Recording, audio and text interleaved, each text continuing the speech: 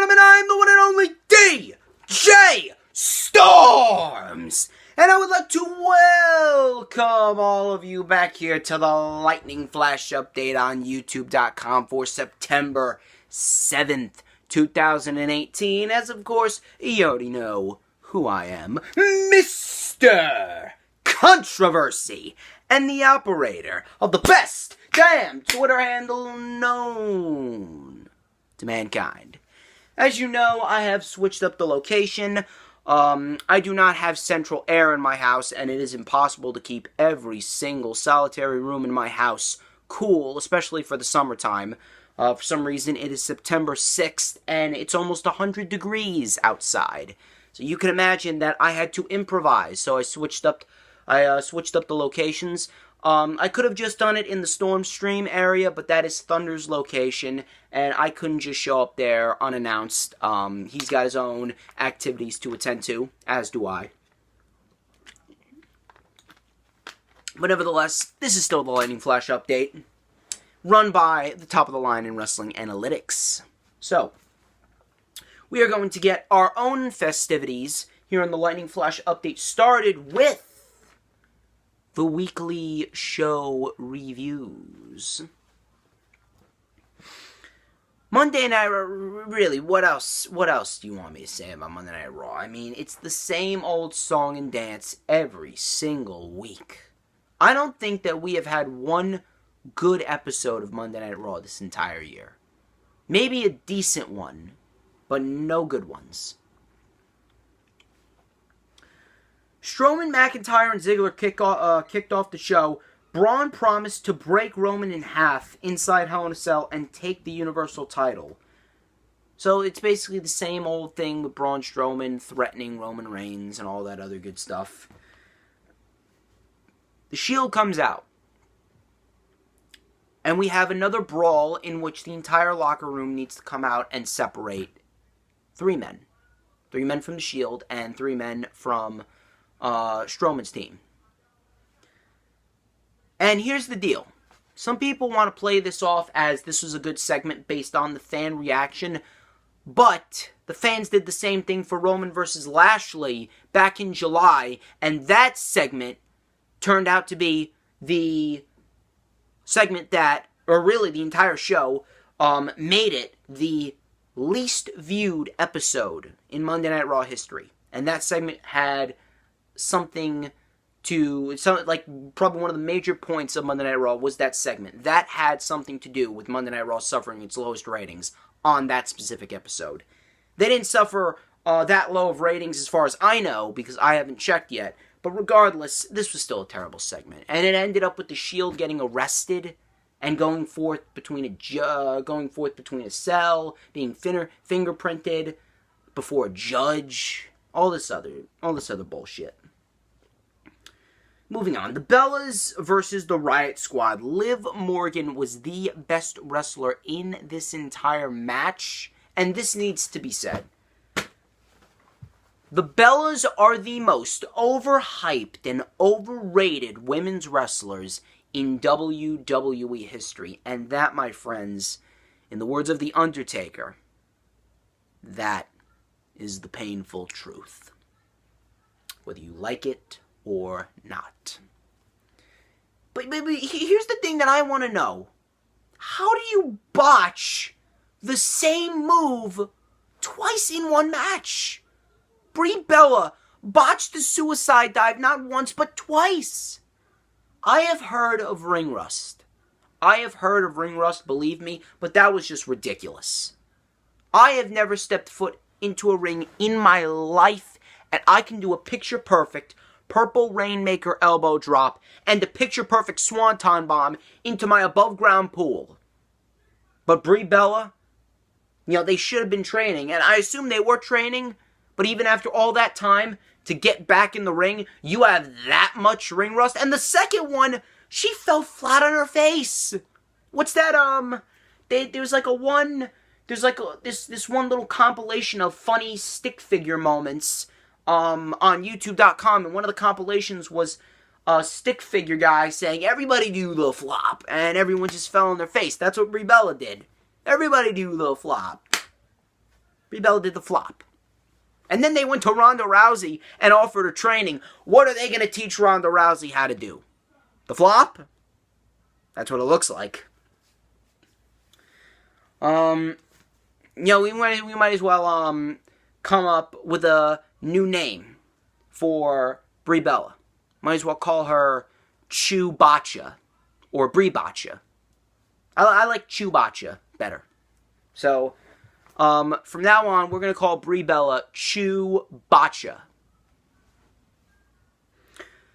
Nevertheless, it was a sloppy match, like I knew it was going to be. Nikki's the better wrestler of the two, but still not smooth enough. Bella's win. But yet, you're going to put Nikki Bella against Ronda Rousey for the Raw Women's Championship at WWE Evolution. The Bellas are worth nothing to WWE except for being bikini models and being the stars of two horrendous fugazi reality television shows. That's it. This was a moment that actually shocked me. Bobby Roode and Chad Gable are now a tag team. They defeated the Ascension in what was somewhat of a decent match. I am not just going to trash this right out of the gate. I'm going to let this play out and give it a chance. I gave the B team a chance. They flopped. Not as bad as Brie Bella, but they flopped. And now I'm complaining about the B team. But I'm going to give Roode and Gable a chance. I hate face Bobby Roode, but I'm willing to give him a chance. Elias had a performance which was interrupted by Alexa, Mickie James, and Alicia Fox. I have no idea why Alicia Fox is still employed at this rate. This led to a match between Bliss and Natalya. Bliss tried to apply the armbar. It wasn't even an armbar. It was like an arm stretch. It was barely an armbar. I have no idea what Alexa Bliss was even going for, or if she was trying to do the armbar like Ronda Rousey does the armbar. But it was a terrible looking armbar. And she ended up tapping out Natalya. I swear, the match at Hell in a Cell between Rousey and Bliss better be the same exact thing as SummerSlam. Squash. McIntyre and Ziggler then took out the Revival after Corbin said, I can't give you competition, I can't give you the B team because the Revival already have a tag team title opportunity. So McIntyre and Ziggler took out the Revival and then defeated the B team to win the Raw tag team titles. I actually like this because I think that the tag titles would look great on Ziggler and McIntyre, and they could really do the titles justice after the B team killed them. But this needs to be said right here. I was looking up and down my Twitter timeline, and let me tell you something. I was not thinking this whatsoever, but I was going up and down my Twitter timeline, and I saw, supposedly, and I saw a lot of people predicting that The Shield, Ambrose and Rollins, are going to win the tag team titles in Hell in a Cell. God, I hope not. My Lord. In the name of everything that is holy, please do not. I don't think I could. I do not think I could make it through that. Having The Shield hold all the titles with Roman as Universal Champion. I don't think I could make it through that without having to be hospitalized with an aneurysm. AOP and Drake Maverick are now together. And you know something? I actually needed to. I should have said that at the beginning of the Lightning Flash update and the Raw review. But this was probably the most random episode of Monday Night Raw I have ever watched as a professional wrestling fan. Everything was all over the place. Made no sense.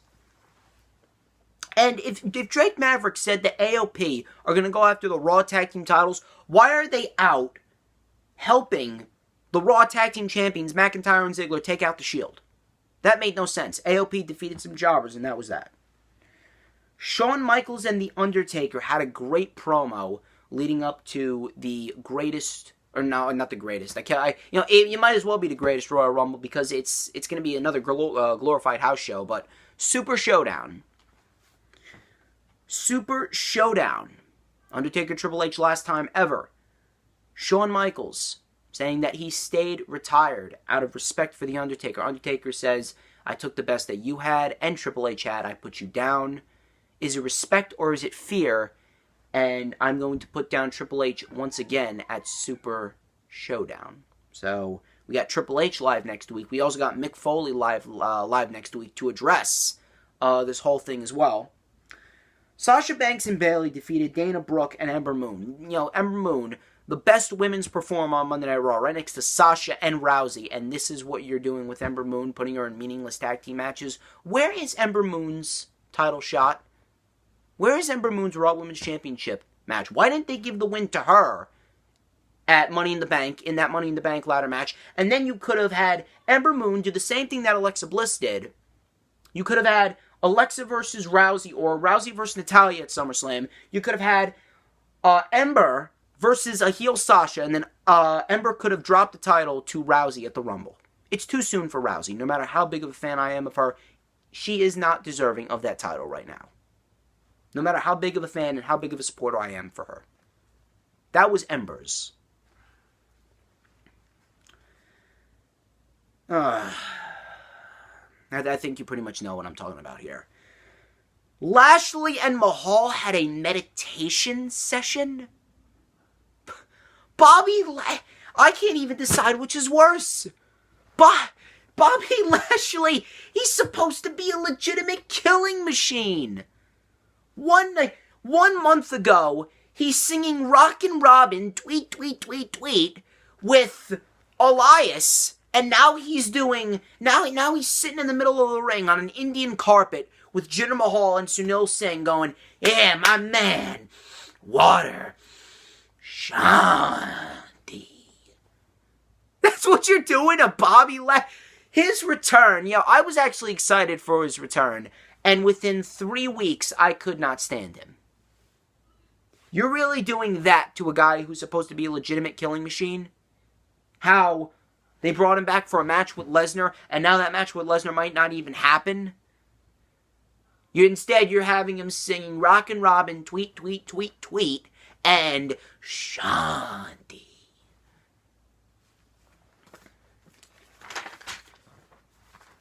I'll tell you where my Shanti is. My Shanti is putting my head on my pillow and going to sleep. I wish I would have done the same thing that I did last week on Monday Night Raw, and I wish I had tuned out by 10. I wish I was tired all over again, so that way I could have tapped out at 8:30 rather than 11. And Kevin Owens came back and attacked Bobby Lashley, and people are trying to justify this by saying that, oh, well, Kevin Owens is attacking Lashley for injuring Sami Zayn. If that was the motive behind this attack, then Kevin Owens would have done that immediately after Money in the Bank. But he didn't. He went into a feud with Strowman. Strowman defeated Finn Balor. Speaking of Strowman defeated Finn Balor. This was probably the weakest counter between these two, and that's painful for me to say because the first 2 matches they had were very good. And now it's just like this was very lackluster. It really meant nothing. And then afterwards, the Shield came back, and here's what people didn't catch.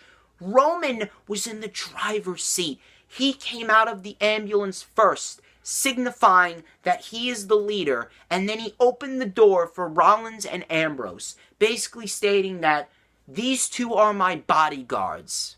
That only furthered the point that fans like me are trying to make, that Rollins and Ambrose are merely there to mask the hate. Really to put a protective barrier, or a protective shield, as Braun Strowman said at the beginning of the show, around Roman's hate. And Roman's failed attempts to get cheered by the WWE audience. This then led to multiple stars who had nothing to do with one another. AOP, Jinder Mahal, Sunil Singh, Mike Kanellis, and Drew Gulak. Where's Mike Kanellis been? And where Drew Gulak is on 205 Live. Drew Gulak hasn't been seen on Monday Night Raw in months. And here he is taking out the Shield with AOP, Jinder, Kevin, Mike Kanellis, Drew McIntyre, Ziggler, and Braun Strowman. Again, the most random episode of Monday Night Raw I've ever seen. Nothing made sense. Only things I enjoyed were that Shawn Michaels Undertaker promo and the tag team titles being won by Ziggler and McIntyre. SmackDown was a much better show. It was a good show for what it was. There was flaws here, flaws there, but it was much better than Monday Night Raw. It doesn't really take a lot to get better than Monday Night Raw. Monday Night Raw really makes SmackDown Live feel like WrestleMania every week. Brie and Bryan kicked off the show. Zelina Vega and Almas actually came out after a video of Miz and Maurice at an Italian restaurant was shown. And then Almas and Vega came out. Almas said he wanted to beat up Daniel Bryan all over again. They had a rematch. This was very good, and I really loved the in-ring psychology between Bryan and Almas. I actually tweeted that during the match. This was a very good match, a lot of innovative spots. The double jump moonsault for Almas is always cool looking, and the Almas Annihilation double Meteora is always brutal looking. At the beginning, Daniel Bryan went for the running knee. Almas caught him with a drop kick. Daniel Bryan came back with some kicks. Daniel Bryan did his normal comeback that he usually does. He hit the running knee, and Almas sold it the same way that he sold Drew McIntyre's Claymore. And Daniel Bryan defeated Almas in a good match. And then, after the match, him and Brie went to go find Miz and Maurice at that Italian restaurant in Detroit. Becky Lynch and Charlotte had a sit-down interview, and I really love the back and forth between Charlotte and Becky right here. This is really becoming a heated rivalry going into the fall.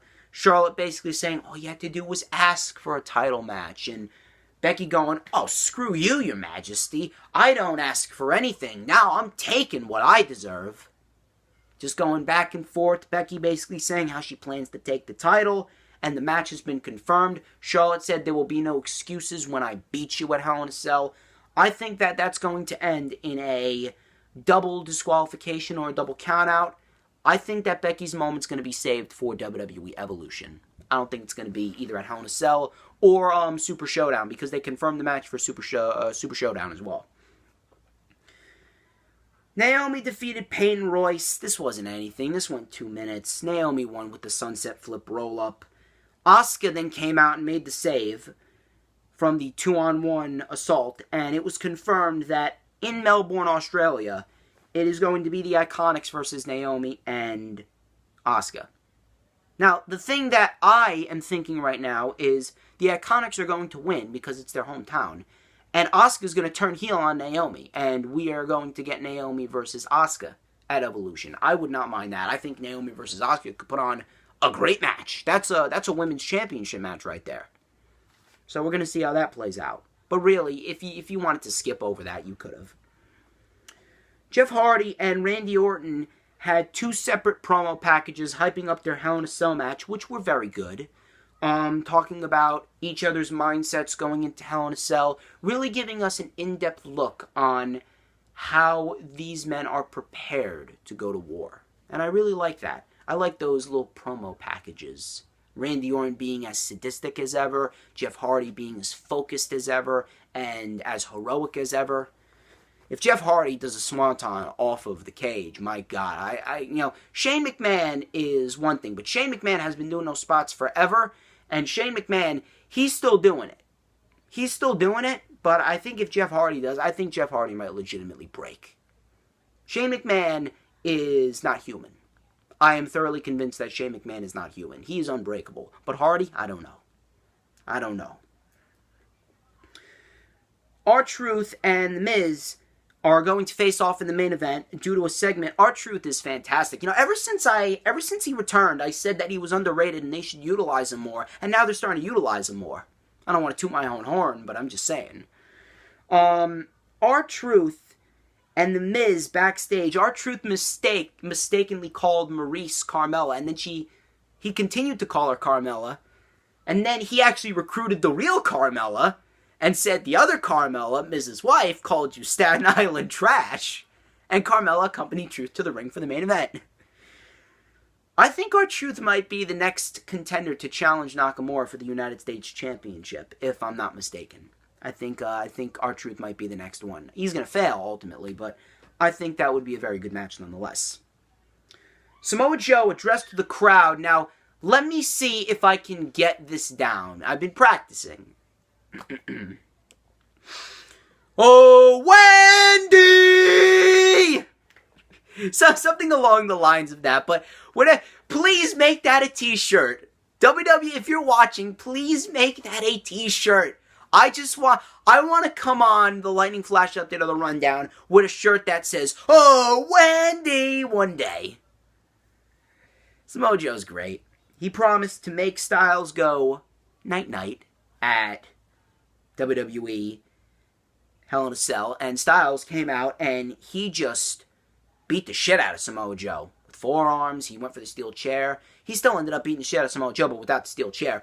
I think that this match should be confirmed for Hell in a Cell within the next week, because next week is the go-home show. Rusev Day versus the Usos Insanity. Triple threat. Tag team match. Winner would face the Bar next week, and I called Rusev Day or Sanity, and Rusev Day won. This is going to be the dissension of Rusev Day. Almost was the first step. The next step is now English is going to be involved in the match, and he is going to be the cause of Rusev Day losing and not gaining the titles. And I think at Hell in a Cell, that is going to be the final nail in the coffin, and Rusev's going to turn heel. Match was good for what it was. Rusev Day ended up winning with the Machka kick to Eric Young, and Rusev Day is going on to face the Bar next week. R-Truth then defeated The Miz in the main event. It was actually a good match for what it was. Again, R-Truth is very underrated. And then afterwards, Brie and Bryan went to attack The Miz. Almas and Vega, they came out to try and even the odds or get revenge on Brie and Bryan, and they were on the receiving end of double yes locks as Miz and Maurice watched.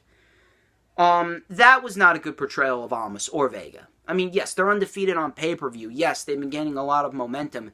Yes, they are doing very good for themselves, but all in all, if you're going to portray them like that, if you're really going to portray Almas and Vega, two of the most valuable assets to SmackDown like that, then I don't think Almas should be in line for any championships. Almas needs to keep his momentum going, because I said that he should be the next United States champion.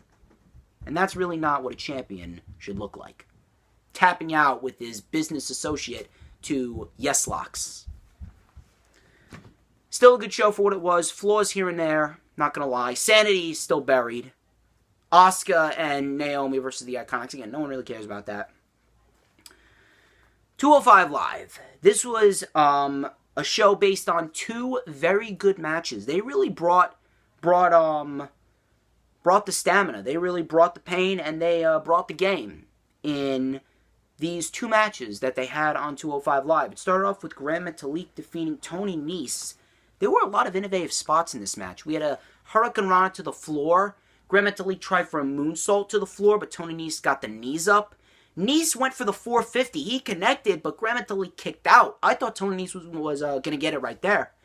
Gran Metalik hit the Metalik driver, and Nese kicked out. And then Gran Metalik was able to channel everything in his arsenal into that springboard elbow drop to Tony Nese, and Gran Metalik gets the win in a very good match. I think it went about 11 minutes. Very good match to start off the show. Mustafa Ali has still not been cleared, and I like this. Let them wait. Let the tension build. Let the crowd crave for Ali more. And then have that second match with Hideo Itami. Noam Dar then defeated a jobber while Lio Rush observed. Lio Rush versus Noam Dar. That's a good interim feud for Lio Rush. I think that they might be building towards Lio Rush versus Cedric Alexander. Or, if not, then I think they might give Buddy Murphy the championship in Melbourne, Australia. Cedric Alexander called out Drew Gulak in the main event, but TJP answered. And TJP versus Cedric Alexander, this was actually a very good match. And by the end of it, the story was Cedric's shoulder and knee. And he was able to overcome that and hit a one-armed lumbar check to TJP. And Cedric won. Gulak and Jack Gallagher then attacked, and Gulak locked in the Gulak. So Gulak screaming, "Give me my rematch." I think that in the coming weeks, Gulak's going to get his rematch Gulak's going to lose, and Cedric could either go on and lose the championship to Buddy Murphy or retain and then face Lio Rush, possibly at Survivor Series. That's what I think is going to happen. Overall, very good wrestling-heavy episode of 205 Live. 205 Live continuing to put on great match on a week-to-week basis. NXT. This episode of NXT continued the search for Aleister Black's attacker. Cassius Ohno defeated Kona Reeves in quick fashion. He cut a promo saying that every new talent is to go through him. And I think that Cassius Ohno could be on a new wrecking ball path.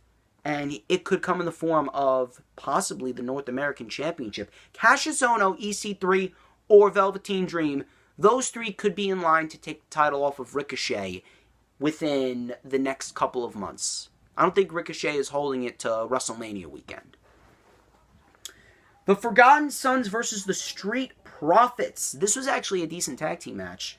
The Forgotten Sons got the win with a diving stomp reverse DDT. And it was because of the Mighty. Because Shane Thorne and Nick Miller tried to take Montez Ford's jewelry and solo cup. Montez Ford unmasked one man to be Shane Thorne. The Forgotten Sons capitalized and the Forgotten Sons won. So that was a pretty shocking moment there for the Street Profits and a pretty shocking moment in general. The Forgotten Sons got the win. So they're introducing the Forgotten Sons, a new heel team, to the tag team division in NXT. I like it. Speaking of unexpected, Ricochet versus Pete Dunne is within 2 weeks. And I think it could very well be what they have been advertising. I've been hearing rumors here and there that it's going to be a winners take all match for both titles.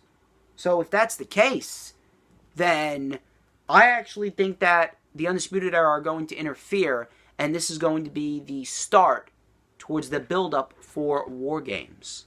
So this should be a great match nonetheless before Undisputed Era interrupt.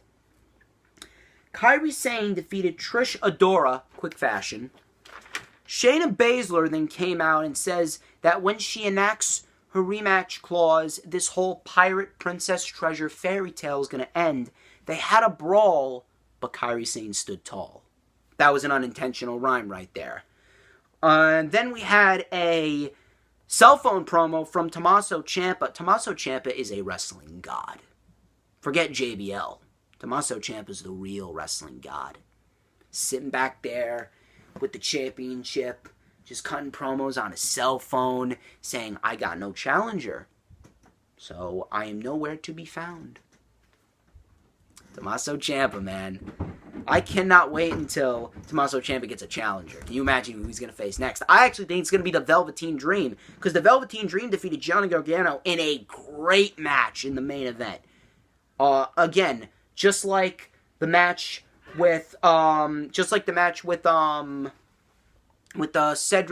and TJP, and then Grand Metalik and Tony Nese. Innovative spots. We had a huge slingshot spear, Gargano doing the tope suicida. The swinging DDT nearly got the win. Velveteen Dream came out wearing a shirt that said Johnny Failure. And that stuck in Gargano's head. Gargano becoming Tommaso Ciampa more and more. And by the end of this, Gargano ran into the Dream Valley Driver, and Velveteen Dream defeated Johnny Gargano. I think Velveteen Dream is going to be the next challenger for Tommaso Ciampa at TakeOver War Games. And Gargano, he left the arena to dueling chants of Johnny Failure and Johnny Wrestling. I cannot wait to see what they do with this Gargano storyline next. This is starting to get even better. I thought it was great in April at TakeOver New Orleans. I thought it was great at TakeOver Chicago in June. I thought it was great in August at Brooklyn. It's getting better and better and better. Can you imagine when Johnny Gargano finally wins the NXT Championship? The pop is going to be humongous. Probably the biggest pop since Stone Cold Steve Austin. Can you imagine that? I cannot wait. But nevertheless, let's get into the news, rumors, and reports as we approach a half hour here. According to Sports Skeeta, and I've reported a couple of things from Sports Skeeta in the past, the plans for WrestleMania 35's main event will either be Roman Reigns defending the Universal title against The Rock, or Ronda Rousey defending the Raw Women's title against Charlotte. Now, I don't want either of these matches as the main event for WrestleMania 35, and neither of these matches deserve to main event WrestleMania 35. The match that deserves to main event WrestleMania 35 is Daniel Bryan versus The Miz for the WWE Championship. But knowing WWE, they're going to pull the trigger on Roman and The Rock, and the nasty rumors of The Rock winning the Royal Rumble at WrestleMania, at Royal Rumble 2019 might come true. I hope not.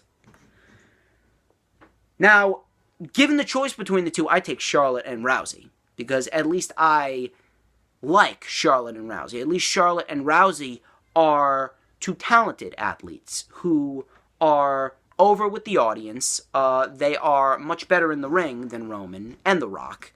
And Charlotte and Ronda Rousey, of course, they have better characters. The Rock has an undisputed character that is going to live on forever, but against Roman Reigns, no one's going to bet against The Rock, and ultimately, I think we're just going to get another finisher fest.